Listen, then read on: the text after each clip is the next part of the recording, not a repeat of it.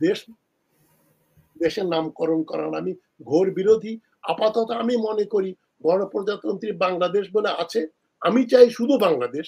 এখন যেখানে, যেখানে ফাইলে লেটার হেডে যেখানে গণপ্রজাতন্ত্রী লেখা আছে ওইটা কালো কালি দিয়ে ঢেকে দেন। যতদিন নতুন ফাইল, নতুন সাইনবোর্ড দেখা না হয়। এই কাজ তো খইভাজ। আরে বাবা আসল কাজ হচ্ছে দেশে গণতন্ত্র আনা, অর্থনৈতিক সম্মতা আনা, মানবাধিকার আনা এবং যারা বিপ্লবের সময় মানুষ হত্যা করেছে, লুটপাট করেছে তাদের বিচার করা। জনগণতন্ত্রী বাংলাদেশ। জনগণতন্ত্রী এগুলো বাংলাদেশ। হচ্ছে ফাজলামির কথা। এগুলো নাগরিকতন্ত্র। এগুলো হচ্ছে সময় ক্ষেপণ, মূল জায়গা থেকে দৃষ্টি অন্যত্র সরিয়ে দেওয়া। পাগলামি ছাগলামি বলবো আমি। প্রথমে আমি যে কথাটা বলতে যাচ্ছি যে ছাত্রদের সাথে সব দলের একমত হওয়া কি সম্ভবপর হবে? ওর উত্তর হচ্ছে একটাই, সবগুলো রাজনৈতিক দল কি কোনো একটা বিষয়ে একমত হতে পারবে? আপনি যে কোনো একটা ইস্যু নিয়ে আসেন, এটা নিয়ে দেখবেন দ্বিমত হবে, প্রচন্ড রকম মানে গালাগালি হবে, ঝগড়া হবে, তাহলে ভদ্রভাবে হলেও তারা দ্বিমত পোষণ করে একটা বিষয়ে সহমত পোষণ করতে পারবেন না। সুতরাং ওটা নিয়ে আমরা কেন যাই যে ছাত্রদের কথা সব দলকে শুনতে হবে? যারা আন্দোলনের নেতৃত্ব দিয়েছে, এখন প্রশ্ন উঠছে ছাত্ররা কি জানে? তারা কি সবাই রাষ্ট্রবিজ্ঞান পড়েছে? তারা তাহলে দেখেন তাদের বয়স অল্প, বুঝে কম। বুঝে কম না, বয়সের একটা ইয়ে আছে, আবেগ আছে। পিট, মিস্টার পিট প্রধানমন্ত্রী হয়েছিলেন অনেক অল্প বয়সে, এরকম 20-21 বছর বয়সে। নেপোলিয়ন যখন ক্ষমতা দিয়ে বিপ্লব সাধন করছেন 20 বছর বয়স। বয়স ফ্যাক্টর না। আবার 90 বছরের বহু লোক আছে অথর্ব, 70-40 বছরের অথর্ব লোক। বয়স দিয়ে বয়স কম তুমি তুমি বাদ, আর বয়স বেশি তাকে শ্রদ্ধা করে মাথায় বসাতে হবে, দুটোই ভুল। ছাত্ররা কিন্তু একা না, ছাত্রদের সঙ্গে আরো ব্রেইনস কাজ করছে। ছাত্ররা যেটা বলছেন, ছাত্ররা একাই কিন্তু বলছে না, ছাত্রদের সঙ্গে অনেকেরই পরামর্শ হয়। এটুকু আমি বলছি আপনাদের। ছাত্ররা যে পেছনে একটা শক্তি কাজ করে তাদের পেছনে। ছাত্ররা যে কথা বলছে তারাই শুধু কথা বলছে না, তাদেরকে দিয়ে বলানো হচ্ছে, কারা বলছেন, নেপথ্যে কারা আছেন, এটাকে অস্বীকার করতে পারবেন না। তবে ছাত্ররা যে 69-এর আন্দোলন, আইয়ুব খানকে সরানো ছাত্রদের আন্দোলন দিয়েই, এবং সেই আন্দোলনের পরে আইয়ুব খান রিজাইন করতে বাধ্য হলেন। এই 71 সালের স্বাধীনতা, এটাও তো মূলত আসম আব্দুর রব এদের নিয়ে ছাত্র নেতাদের আন্দোলন। তারা যেটা বলছেন শেখ মুজিবুর রহমান সেটা করছেন। এই যে এবারের সংগ্রাম আমাদের মুক্তির সংগ্রাম, এবারের সংগ্রাম স্বাধীনতার সংগ্রাম, এটা তো ছাত্রদের লিখে দেয়া। সিরাজুল আলম খানের অটোবায়োগ্রাফি পড়ে দেখেন, উনি বলছেন এই কথা বলেছি যে মুজিব ভাই, উনি বঙ্গবন্ধু বলতেন না তখনও, মুজিব ভাই আপনাকে এই কথাগুলো বলতে হবে। সুতরাং ছাত্রদের তুচ্ছ তাচ্ছিল্য করবেন না। যেটা এই 16 বছরে সবগুলো রাজনৈতিক দল মিলে করতে পারেন নাই, তাদের আমি আন্ডারমাইন করছি না, তারা চেষ্টা করেছেন, বিশেষ করে বিএনপি, কিন্তু তারা যেটা করতে সফল হননি, ছাত্ররা সেটা করতে সফল হয়েছে। কেননা তারা বুকের তাজা রক্ত দিতে তৈরি। এক পুলিশের কথা মনে নেই, মন্ত্রীকে বলছে স্যার একটাকে গুলি করি, ওইটা পড়ে যায়, পাশেরটা স্যার দাঁড়ায় থাকে, সে পালায় না। ওই দিনই তো হাসিনা শেষ, ওইটাই তো বিপ্লব, ওইটাই ওই স্পিরিটটা থাকলে। এই যে 2023 সালের 28শে অক্টোবর মির্জা ফখরুল ইসলাম সাহেব যদি পালিয়ে মঞ্চ থেকে পালিয়ে চলে না যেতেন, এটা মির্জা আব্বাসের কথা যে ফখরুল সাহেব পালিয়ে গেছেন, ওই দিন যদি দাঁড়িয়ে থাকতে পারতেন তাহলে কিন্তু ওই দিনই হাসিনার গদি মানে ভেঙে না পড়লেও 2-1 দিনের মধ্যে ভেঙে পড়তো। ওটা করতে ব্যর্থ হয়েছেন কেননা ডিসিশন নিতে পারেননি, সাহস দেখাতে পারেননি। ছাত্ররা বুকের রক্ত দিতে চেয়েছে যে মার আবু সাইদ, ওটাই তো হচ্ছে বিপ্লব। ওই স্পিরিট থাকলে যে কোনো দল হাসিনাকে বহু আগে ফেলে দিতে পারত, 2009-এর পরেই, 2014-র পরেই ফেলে দিতে পারত। যাই, ওই বিতর্কে যাচ্ছি না। এখন বাংলাদেশের নাম জনগণপ্রজাতন্ত্রী বাংলাদেশ। দেখেন আমি কানাডায় থাকি, আমার দেশের নাম কানাডা, আর কিছু নাই। যুক্তরাষ্ট্র, United states of America, Britain, United kingdom, জাপানের কি নাম, সিঙ্গাপুর, মালয়েশিয়া, ইন্দোনেশিয়া, আপনি জার্মানি, কোন দিকে যাবেন? পূব দিকে যান অস্ট্রেলিয়া, নিউজিল্যান্ড, পশ্চিম দিকে যান আপনার এদের তো আর তো কোনো ক্যাটেগরি নেই। জর্ডান, ইসরায়েল, তারপরে আপনার মনে করেন সিরিয়া, তাদের নামের সঙ্গে কি আবার অ্যাডজেক্টিভ আছে নাকি? গণপ্রজাতন্ত্রী বাংলাদেশ, ওইটাই বা করা হয়েছিল কেন? দেখেন পৃথিবীতে সবচাইতে অগণতান্ত্রিক দেশগুলোর নামের আগে শুধু গণতান্ত্রিক না, জনগণতান্ত্রিক নামটা টাইটেলটা থাকে। কঙ্গোর নাম হচ্ছে people's democratic republic of Congo. চীনের নামও তাই, পিপলস রিপাবলিক অফ চায়না।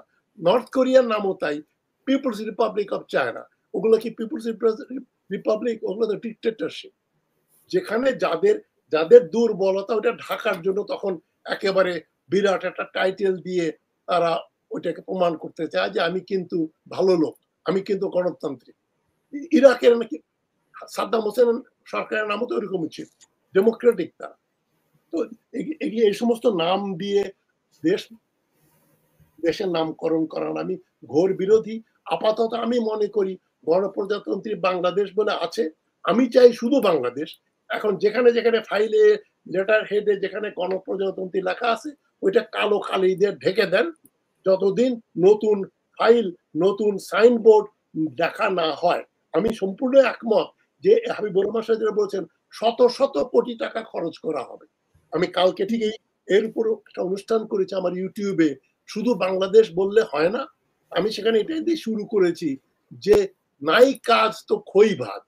আরে বাবা, আসল কাজ হচ্ছে দেশে গণতন্ত্র আনা, অর্থনৈতিক সম্মতা আনা, মানবাধিকার আনা, এবং যারা বিপ্লবের সময় মানুষ হত্যা করেছে, লুটপাট করেছে তাদের বিচার করা।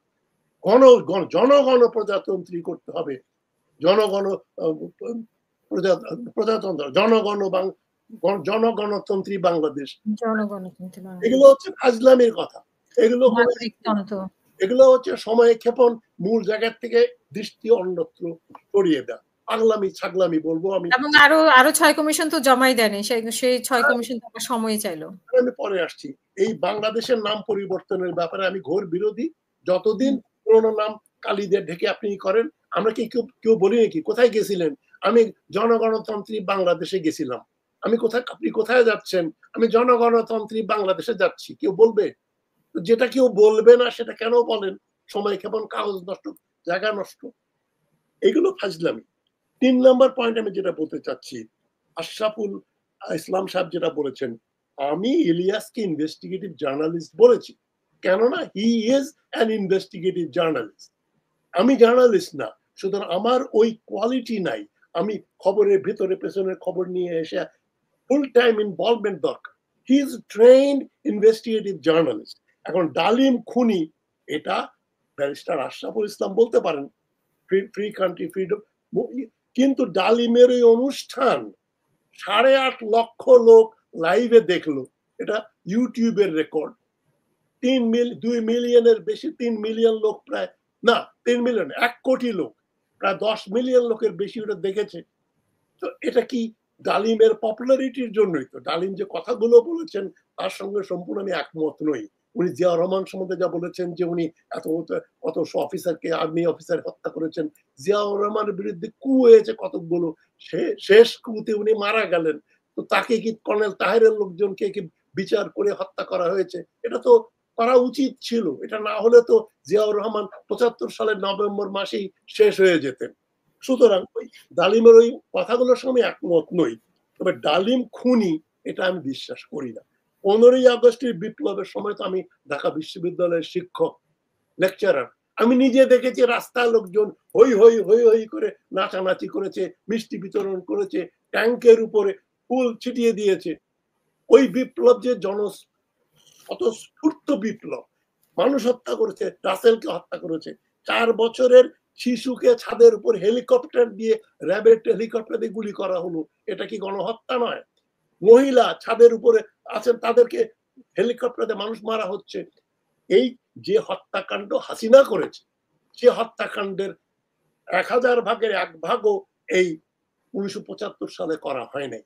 বিপ্লবে রাষ্ট্র নেতা মারা যায়, রাজা মারা যায়। রুশ বিপ্লবে কি হয়েছিল? জারের রাজা, তার বউ, তার কন্যা, তার বাচ্চা কাচ্চা সবাইকে লেনিন গুলি করে হত্যা করিয়েছেন। চীনে কি হয়েছে? মাও জেতুংয়ের বিপ্লবে কি হয়েছে?